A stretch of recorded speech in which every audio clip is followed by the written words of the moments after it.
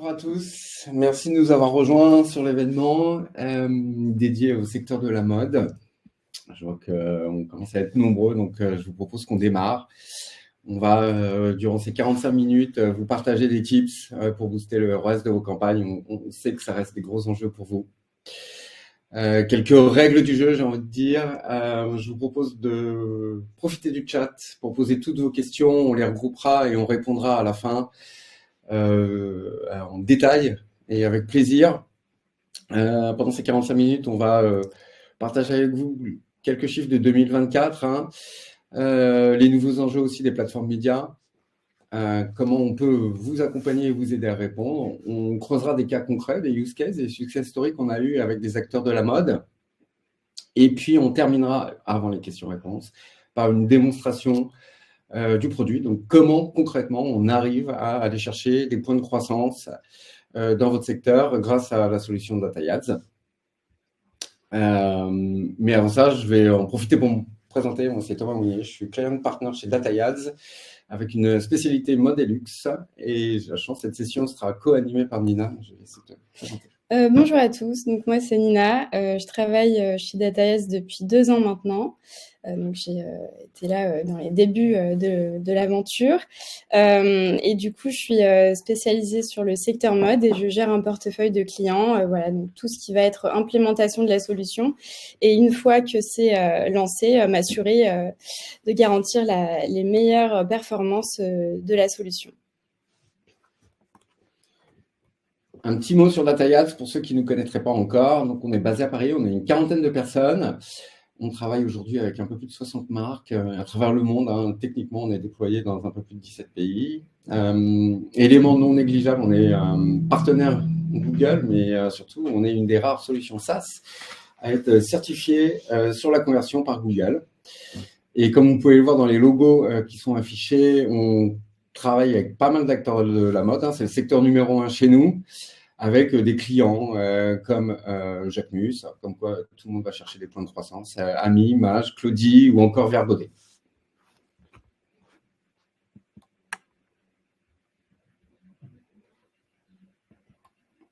Comment va le secteur de la mode, justement? Posons-nous la question.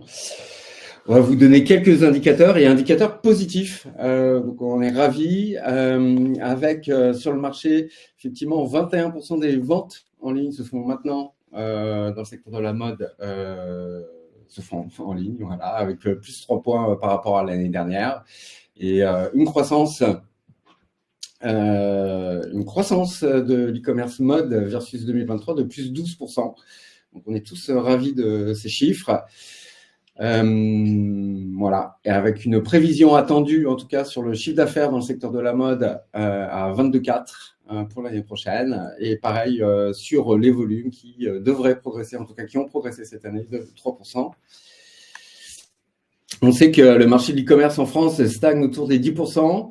Et ben heureusement, la mode est là pour le tirer vers l'avant, avec donc effectivement un meilleur chiffre de progression, et donc c'est le secteur le plus dynamique avec la high-tech sur cette année-là. On parlait justement volume de transactions. Le volume de transactions et de ventes prend 1,8% dans le secteur de la mode aujourd'hui, alors qu'il diminue côté magasin. Donc, c'est le digital qui produit la croissance qu'on souhaite tous sur le secteur de la mode. Alors, est-ce que c'est lié avec des prix en baisse de 4% en ligne versus 1,2% en magasin? En tout cas, on se réjouit tous de l'avancée du digital et du recul du magasin. Si on regarde un peu ces indicateurs chez nos voisins européens, ça se confirme. On sait que 73% des acheteurs en ligne en France achètent de la mode avec une dépense annuelle autour des 407 €. On voit une légère baisse du panier moyen, ce qui s'explique peut-être par la baisse des prix. Mais voilà, le reste des indicateurs sont positifs chez tous nos voisins frontaliers et européens, comme la dépense annuelle en ligne, comme le nombre d'achats moyens, bien évidemment. Donc voilà, en tout cas, c'est une tendance partagée sur les pays européens. Donc, ce qu'on peut observer, c'est qu'on a des nouveaux acteurs sur le marché publicitaire qui sont des marketplaces donc assez agressives. Donc, on a des marketplaces qui continuent de gagner du terrain sur le marché de la mode, pour lesquels les ventes en ligne en fait augmentent plus vite que les e-commerçants classiques. On a par exemple Temu qui a connu une ascension fulgurante depuis son arrivée en France en avril 2023, donc c'est il n'y a pas si longtemps. On a Temu qui a attiré plus du double de clients par rapport à ses concurrents chinois comme Shein ou AliExpress sur le premier semestre 2024, donc avec 3,7 millions de clients en France. Et qui a généré 12,4 millions de transactions. Donc, c'est plus que Shein et aussi AliExpress. Donc, ces nouveaux acteurs, ils investissent en fait massivement dans la publicité digitale. Ils sont pas tant sur une logique de rentabilité, mais plutôt, pour se faire connaître. Donc, ils inondent en fait la publicité digitale et ils occupent la 2e et 3e place des annonceurs, des top annonceurs Meta. Du coup, en 2023, Temu dépense 85% de son budget publicitaire sur le social ads et 27 millions du coup en pub digitale. Donc, c'est assez colossal. Et Shein, pour le coup, a un peu plus un budget mixte dans ses dépenses publicitaires. Donc, dépense 30% de son budget publicitaire en digital. Et donc, voilà, le complète avec un mix des canaux traditionnels, mais a dépensé 12,5 millions quand même en publicité digitale en France en 2023. Donc, ces nouveaux acteurs, ils ont clairement déclaré une guerre d'enchères qui a fait grimper le CPM sur des plateformes comme Facebook de 22% en seulement 2 ans. Puisqu'on parle levier, alors sans grande surprise, hein, le search reste la part de marché la plus importante et de 45%. Alors, avec une progression, une croissance de 11%. Par contre, on voit que le social, lui, décolle avec une croissance de 25%. Alors, les acteurs du social ont réussi à rassurer le marché publicitaire aussi en travaillant sur la mesure et en allant plus vers de la performance et de la conversion. Donc, en tout cas, on voit que cette progression est importante. C'est des chiffres multisectoriels, mais c'est des tendances qu'on retrouve clairement et qu'on observe chez nos clients. Après, dans ce marché en croissance, ça va. Pas de grande surprise. Google, Meta, Amazon continuent leur progression avec une part de marché. Bon, on verra la dépendance à ces acteurs, mais de 71% pardon, selon le 32e observatoire de l'IPUB. Donc, on parlait de cette dépendance, effectivement, elle est là. Vous êtes dépendant à Meta, à Google Ads. Par contre, ces plateformes se transforment. Ces plateformes donnent la part belle à l'IA pour la gestion de vos campagnes, donc, ce qui génère un petit effet black box quand même et une perte de contrôle de votre part sur la gestion de vos campagnes. On a vu, et on en a parlé, mais des hausses de CPC, des baisses du panier moyen. Donc là, on va vous dire un peu comment Data Ads peut vous aider à reprendre le contrôle sur vos campagnes publicitaires. Donc, quels sont les moyens qu'on met à votre disposition pour cela. Donc, devant ces enjeux, nous, on a construit une offre qui permet de travailler sur 2 axes. Le premier, c'est un axe en amont de vos campagnes. C'est les flux qui sont devenus clés aujourd'hui pour nourrir les plateformes médias, pour tirer le maximum de leur potentiel, pour faire la différence aussi avec vos concurrents. Et c'est un élément qui est aujourd'hui, on constate, un peu trop négligé. Il y a un gros travail à faire là-dessus. Et c'est cette fonctionnalité qu'on appelle Enrich et qu'on va vous détailler, qu'on va retrouver au sein de la plateforme. Et puis en aval, il y a vos LP, celles qui accueillent votre trafic spécifique en provenance de vos campagnes. Et il y a des possibilités de maximiser l'engagement vers la conversion. Et ça, c'est la fonctionnalité qu'on appelle Smart Landing Page dans la plateforme et sur laquelle on va pouvoir travailler et sur l'UX et sur des stratégies de merge qu'on va vous détailler un tout petit peu plus après. Ça nous permet quand même d'aller chercher en moyenne plus 15% de ROAS sur vos campagnes, d'augmenter vos impressions, d'avoir un meilleur CTR, un meilleur CPC, travailler sur votre taux de rebond, bien évidemment, et puis sur l'AOV, bien sûr, de votre site. Je vais proposer à Nina de vous détailler la partie Feed and Reach de la plateforme.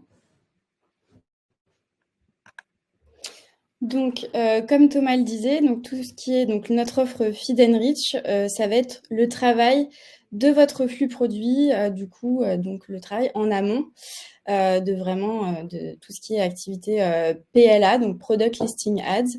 Donc, c'est le cahier des charges de Google, c'est Google qui le dit. Travailler ces stratégies de flux, c'est devenu clé, c'est pas seulement une contrainte technique aujourd'hui, mais du coup, en donnant en fait le maximum d'informations à Google à propos de vos produits, c'est fondamental pour optimiser la qualité de vos ads, donc Product Listing Ads, et ça se traduira donc derrière par du coup une meilleure qualité des ads et donc une meilleure performance des enchères.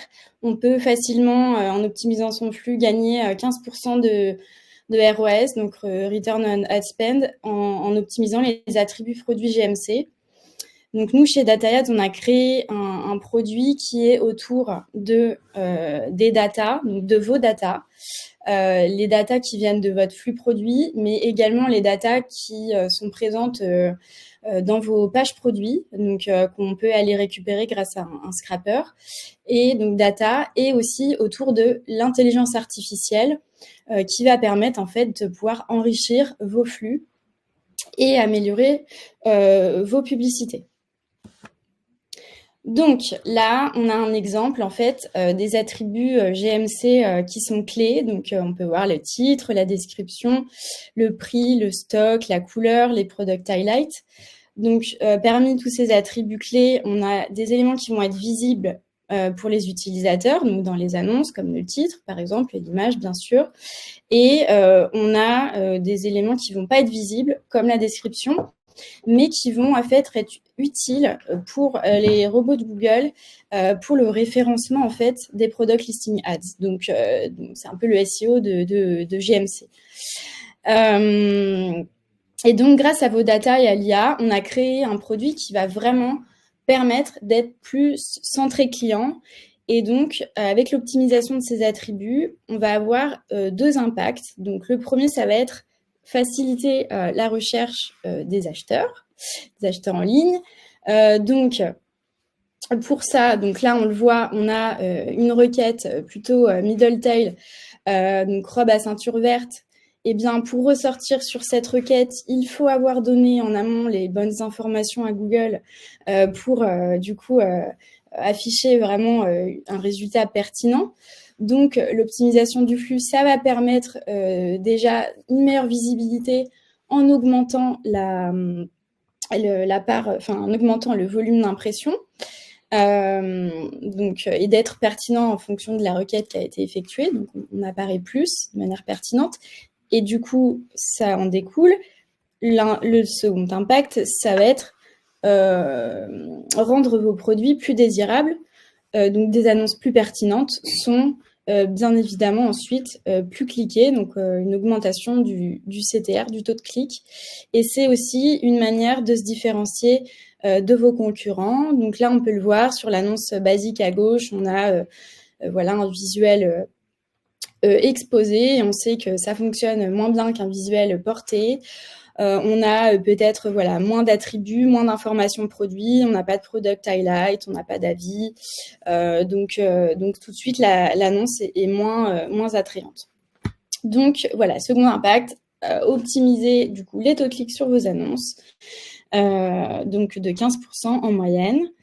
Et donc, si on fait un petit peu l'overview en fait des possibilités aujourd'hui qu'on a avec notre feature Feed and Reach, notre fonctionnalité Feed and Reach, on va pouvoir aller travailler sur plusieurs attributs. Donc, le titre, donc, qui est vraiment clé puisque il est visible par les utilisateurs, mais aussi va permettre d'être bien référencé au sein de shopping. Donc, ça va permettre d'augmenter les impressions et les clics. On a ensuite la description. Donc, enrichir la description, c'est clé aussi pour avoir du coup une audience, trouver la bonne audience et afficher ces ads de manière pertinente par rapport à la requête. Donc, il faut donner pas mal d'informations à Google pour ça. L'autocatégorisation, ce qui va être à la fois donc le product type, qui est vraiment un attribut clé dans Google Merchant Center, c'est la catégorisation de vos produits avec assez de granularité. Donc ça, c'est product type normal. Et on a aussi la catégorie de produits Google, donc que Google va classer les produits selon sa nomenclature. Donc on peut aussi retravailler ça pour tout ce qui va être l'optimisation de flux. On a également le bloc Product Image Optimizer qui va permettre de tester quel visuel fonctionne le mieux sur la PLA. Donc, avoir les visuels pour promouvoir les meilleurs visuels pour promouvoir vos produits.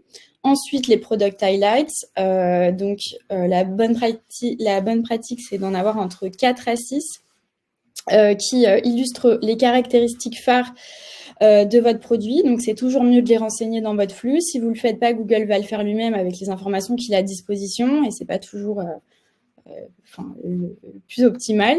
Et dernière partie, toute la partie stock et les prix. Donc, pour vraiment qu'il y ait la meilleure synchronisation possible entre votre flux, donc ce qui va être affiché dans vos ads et votre site, du coup, nous, on a la possibilité d'aller scraper l'information sur votre site et permettre une synchronisation en fait en temps réel. Et nous, ce qu'on voit beaucoup chez nos clients, c'est qu'il n'y a pas toujours la synchronisation entre le flux et le site, et donc on peut avoir des clics inutiles puisque le client va cliquer sur une publicité shopping et il va arriver, le produit finalement n'est plus en stock. Donc les stocks ne sont pas forcément à jour, et également aussi les prix, on a un problème de cohérence de prix, on n'a pas le bon prix sur la ad. Donc voilà, ça va vraiment permettre d'optimiser tout ce panel d'attributs. Merci Nina. Autre opportunité, on l'a évoqué, pour aller chercher un meilleur ROAS et un incrément de chiffre d'affaires, c'est vos landing pages, souvent aujourd'hui, trop souvent à la main de votre DSI, donc avec peu de flexibilité pour vous pour aller tester et aller chercher plus de performance.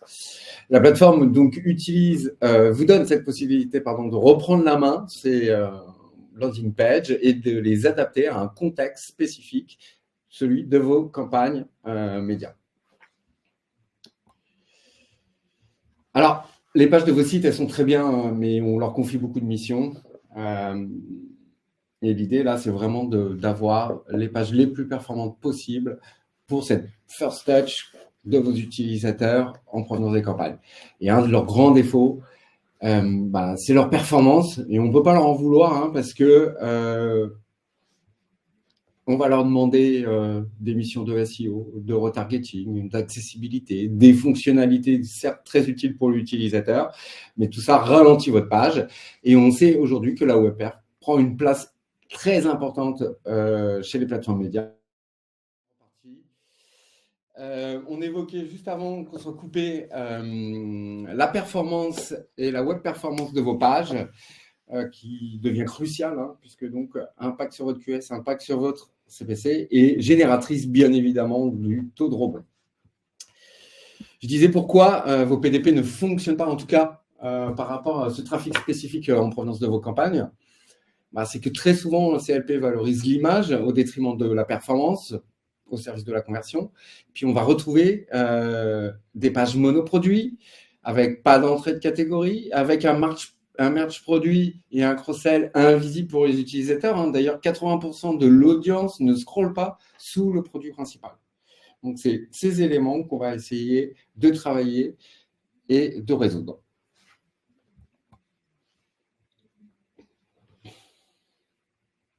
Vos pages aujourd'hui, elles appartiennent à un parcours utilisateur plus traditionnel, homepage, page catalogue, je fais mon choix et j'arrive sur mes PDP. Donc, on a un trafic qui est déjà très engagé dans son choix et vos pages répondent à ces gens-là. Alors, quand on vient d'une campagne médias, on a des gens qui sont encore en lèche-vitrine et des gens très engagés. Donc, il faut s'adapter à ces gens-là, sachant qu'en plus, 80% des recherches sur les produits en ligne sont des recherches génériques. Donc, encore une fois, il faut s'adapter au contexte de ces utilisateurs. Avec la plateforme, on va pouvoir travailler deux aspects. Un aspect UX, bien évidemment, avec des navigations, la cross-navigation plus intelligente, des filtres dynamiques mis à disposition. On va diminuer la part du produit principal pour mettre en avant le plus possible votre catalogue. L'idée, c'est de se dire qu'un utilisateur qui arrive sur votre PDP, si ce n'est pas exactement le produit qu'il cherche à acheter, on doit être en capacité de lui exposer un autre produit et de l'aider à trouver son bonheur et donc à s'engager chez vous. Et donc, cette partie-là, c'est le merge produit qu'on va aller chercher, qu'on va aller optimiser, qu'on va venir affiner en fonction de différentes stratégies. Et ça, ça sera illustré dans les use cases. Vous verrez, on peut travailler sur pas mal de choses. Donc, pour terminer sur cette partie, et avant de rentrer concrètement dans les use cases, juste vous rappeler les 4 fonctionnalités sur la partie Smart Landing Page qu'on va retrouver dans la plateforme. C'est l'UX Builder, comment je construis les templates, la capacité à augmenter la web perf de ces templates, le travail sur le merge. Et bien sûr, tout ça, on va l'A/B tester avec vos pages d'origine pour pouvoir mesurer l'incrément de chiffre d'affaires que la plateforme va pouvoir vous apporter. Donc, maintenant qu'on a vu la théorie, je vous propose qu'on se pense sur la mise en application chez nos clients, des résultats obtenus. Et puis, suite à quoi, Nina vous fera une présentation du back-office pour voir comment on construit tout ça. Voilà. Donc, on va passer, comme Thomas le disait, au use case qu'on a du coup chez des clients donc acteurs de la mode. Donc, premier use case, donc c'est un test qu'on a fait sur la partie enrichissement de flux. Et du coup, c'est sur un acteur e-commerce marketplace qui a donc plus de 2000 marques, 300 000 références. Et donc, on a été tester l'optimisation du flux sur l'attribut de la description grâce à l'intelligence artificielle. Comment on a procédé ? On a réalisé 2 clusters donc pour l'A/B test, donc 2 clusters de produits homogènes, donc avec un outil de clustering produit où en fait sur la base de dimensions et de métriques qu'on vient extraire de Google Ads, on peut réaliser 2 clusters homogènes pour vraiment pas avoir de différence sur les KPI clés, donc avoir des produits vraiment homogènes. Et ensuite, on a déployé en fait l'amélioration de l'attribut description sur l'un des 2 clusters pour réaliser ce test. Et donc, je vous remontrerai un peu plus en détail tout à l'heure comment est-ce qu'on a optimisé la description grâce à l'IA. Mais voilà, donc ce test sur Feed and Reach a vraiment été probant puisqu'on a eu des super bons résultats avec une baisse du coût par clic de 5%, une augmentation des impressions de 10% et du taux de clic sur les annonces de 15%. Donc voilà, on est très content de ce résultat. Budget égal. Voilà. Donc tout ça grâce à l'optimisation de la description. Donc ça laisse aussi après le champ d'action à optimiser plusieurs attributs. On se dit qu'on peut aller chercher encore plus de performance. Use case sur les smart landing pages, comment j'accueille maintenant ce trafic que j'ai réussi à qualifier et attirer chez moi. Un petit use case avec Mage. Donc, on l'a vu, travail sur l'UX, travail sur le merge produit, travail sur l'UX, typiquement des bulles priorisées en haut de page sur lesquelles on va travailler. Et ça, c'est hyper intéressant parce que l'algo chez nous, il est 100% customisable, donc on va pouvoir lui donner des priorités. Et là, on a travaillé effectivement sur des produits remisés. C'était la volonté et la stratégie du client sur une période donnée. Et on peut la modifier en fonction de l'évolution des stratégies. On a travaillé sur tout de suite, au cœur de l'image, un call to action qui nous amène sur des produits similaires. Alors, j'entends par produits similaires de la même couleur, dans la même tranche de prix, les meilleures ventes aussi. Voilà. Et puis, donner accès à des filtres présélectionnés sur des catégories sur lesquelles on va pouvoir jouer et aller chercher plus de performance. Le résultat de tout ça, quand même, c'est plus 30% de ROAS, hein, ce qui n'est vraiment pas négligeable, 18% de taux de conversion, on les cherche tous ceux-là, quasiment 10% d'ajout au panier moyen, de panier moyen, pardon, et 20% d'ajout au panier moyen. Deuxième cas, mais je vais redonner la main à Nina pour le coup, sur de la Smart Landing Page. Là, on vous a présenté juste pour rappel, c'était un cas sur Google Shopping. Là, passons sur un cas Meta, puisqu'on peut aussi activer ce genre de stratégie sur Meta. Donc, en effet, donc là, on a un cas sur Darjeeling, donc acteur de la lingerie en France. Donc, landing page déployée pour Meta. On a donc les codes UX des landing pages Meta pour avoir l'expérience la plus simplifiée entre la publicité et votre site. Donc, on peut le voir, en fait, ça va être des landing pages un petit peu différentes de ce qu'on peut faire sur Google Shopping, où on a un trafic peut-être plus engagé en recherche active, ce qui n'est pas forcément le cas sur Meta. Et donc, on va améliorer la transition en offrant une expérience utilisateur voilà, fluide.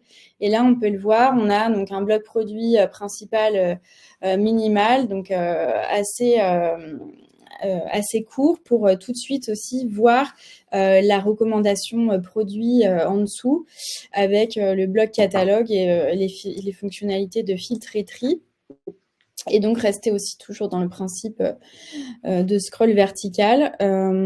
Et donc, on a affiché, pareil, on est basé sur du produit similaire, du même type de produit, la même catégorie, avec une priorisation des best-sellers de la même couleur.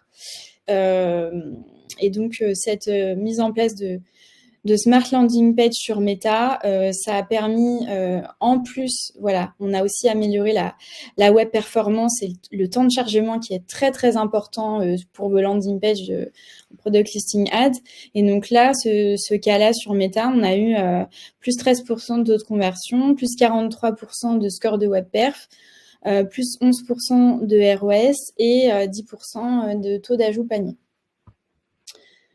Donc, on est aussi voilà, satisfait de cette collaboration avec Darjeeling, en plus, qui a récemment témoigné sur LinkedIn avec voilà, des témoignages de nos chères clientes Darjeeling et Chantel.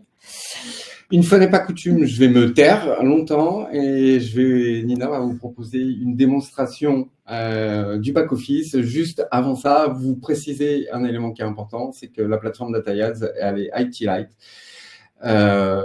C'est généralement une bonne nouvelle, ça fait plaisir et à l'ITO et au marketing. Tout ce qu'on va demander à votre IT, c'est la mise en place d'un sous-domaine et à partir de là, nous, on va pouvoir travailler. On a zéro dépendance avec votre CMS, zéro dépendance avec votre PIM ou votre back-office, puisque vous l'avez compris, on va chercher directement votre catalogue produit sur la plateforme média et c'est à partir de lui qu'on va pouvoir travailler. Donc, après, voilà, toutes ces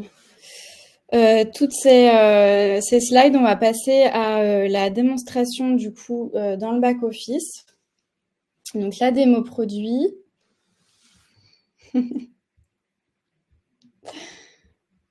Donc, la première partie, on va avoir plusieurs vidéos sur la partie construction des Smart Landing Page avec l'UX Builder. Donc, comment est-ce qu'on construit des pages de destination dédiées aux campagnes. Donc, quel template on va mettre en place. Donc, voilà, bien évidemment, avant, on définit une stratégie en amont. On peut avoir une approche par industrie, une approche par levier d'acquisition. On va venir voilà, faire les maquettes de ce landing page. On a des templates, les best-sellers qu'on appelle, qui fonctionnent dans pas mal de nos industries. Et on va du coup pouvoir, une fois que la page a été développée, en fait, la configurer et l'éditer dans le back-office directement avec l'éditeur WYSIWYG. Donc, je vais partager la vidéo, peut-être en grand écran, ce sera mieux. Voilà, OK. Maintenant, donc voilà, là, c'est le back office. On est sur la partie template library où sont rangés en fait tous les templates configurés, donc ils sont pas forcément tous en ligne.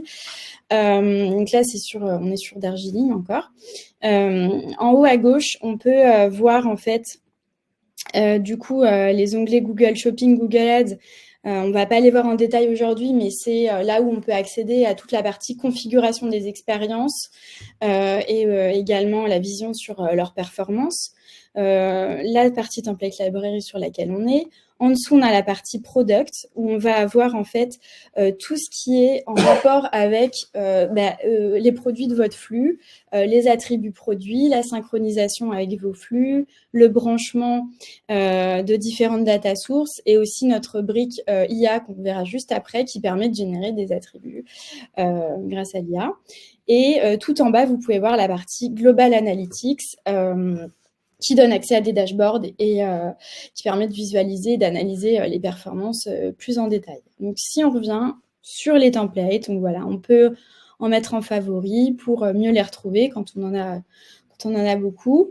Et là, on va rentrer voilà, dans l'éditeur visuel d'un des templates. Donc, on est sur l'éditeur WYSIWYG, donc avec une interface WYSIWYG, et on va pouvoir, depuis cette interface, avoir la main sur, par exemple, la position des blocs, ajuster le menu, mettre à jour, éditer la bannière de promotion, configurer les filtres. Et donc, on va avoir toute une partie UX/UI sur laquelle on va pouvoir agir, mais aussi on va pouvoir configurer les règles d'algorithme de recommandation de produits. Suivant la stratégie qu'on a définie. Donc, on a 3 parties. Donc, la partie éditeur WYSIWYG dans laquelle on est. Ensuite, on va avoir, donc on verra un petit peu plus en détail certains composants après.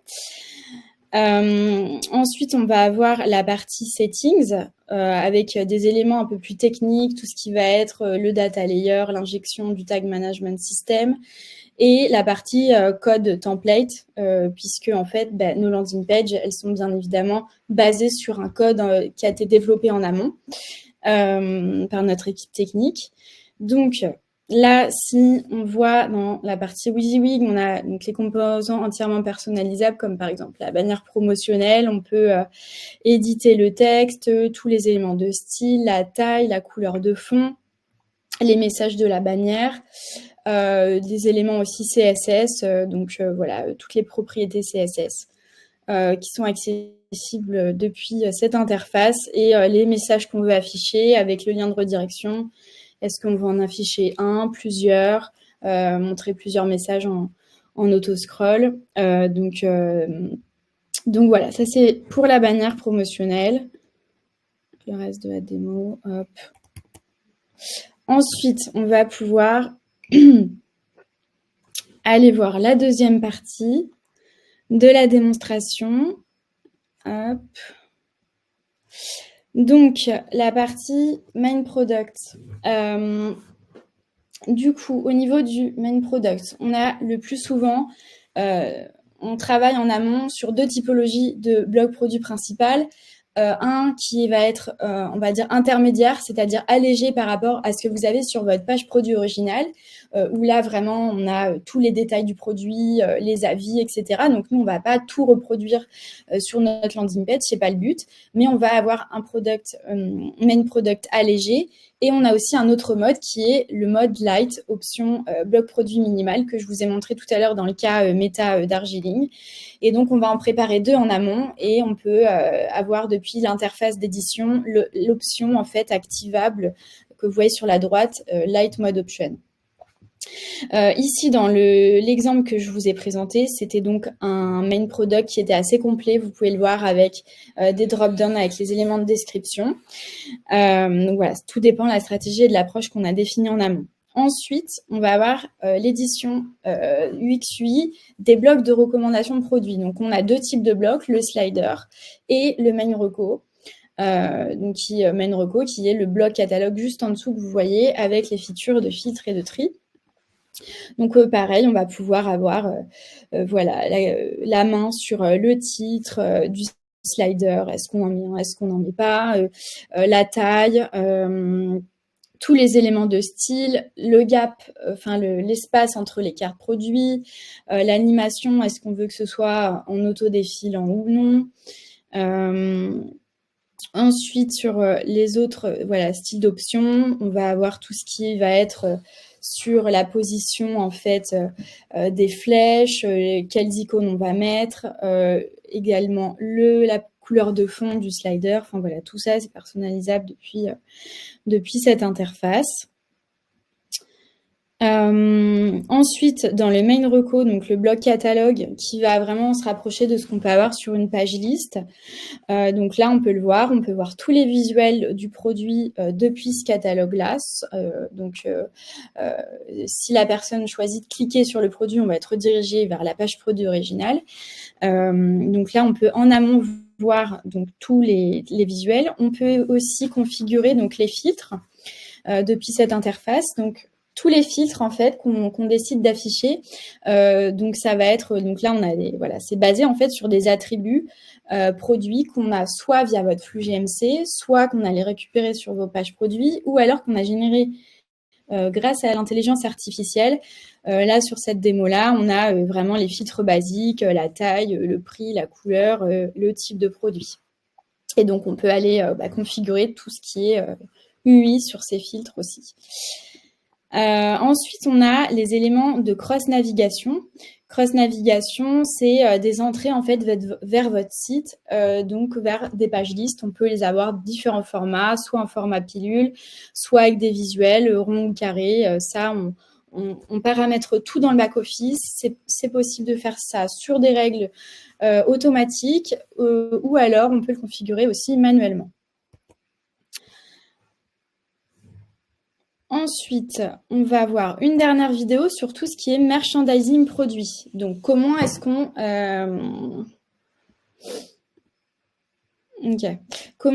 vient définir les règles de merchandising produit? Donc, on a le slider et le main recommandation. Donc, on va pouvoir aller définir au niveau de la partie algorithme. Donc, déjà, combien de produits on veut afficher dans le slider. Ensuite, on a toute une bibliothèque de presets qui sont des algorithmes prédéfinis pour faire la recommandation produit. Donc, est-ce qu'on va être sur du similar product et la même couleur, ou la même marque, ou des produits en promotion. Et on va aussi pouvoir les paramétrer dans les règles avancées, donc avec des règles de filtrage qui sont restrictives et des règles de priorisation. Donc là, on est sur du produit complémentaire avec du coup les produits de la même catégorie, de la même couleur en priorité et complémentaire. Si on est sur un haut, on va avoir le bas. Donc tout ça, ça se paramètre sur la base d'attributs produits. Donc pareil pour la recommandation, le bloc catalogue. On va pouvoir régler la pagination. Est-ce qu'on veut du scroll infini? Est-ce qu'on veut un bouton pour charger plus de produits? Est-ce qu'on veut afficher un produit par ligne sur mobile, voilà, ou 2 produits par ligne? Tout ça, c'est paramétrable depuis le back-office. Et également, ensuite, tout ce qui va être algorithme. De la même manière que pour le slider, ça marche pareil, les règles d'algorithme produit pour tout ce qui est merchandising. En tout cas, on était ravis de partager ce temps-là avec vous. Avant de vous quitter, n'hésitez pas, hein, je le disais, il y a plein de sujets qu'on n'a pas eu le temps d'évoquer, comme la mesure, comme les règles d'A/B test. De la même manière, si vous voulez une démonstration dédiée et qu'on prenne le temps de rentrer dans le détail, on est bien évidemment disponible pour vous, donc n'hésitez pas à nous contacter. Et un grand merci à tous, en tout cas, d'être venus ce matin participer à cette petite session. Et merci Nina, du coup. Merci à tous. J'étais ravie aussi de co-animer ce webinaire avec Thomas. Et n'hésitez pas à nous contacter si vous avez des questions, besoin de plus de détails. On serait ravis d'y répondre.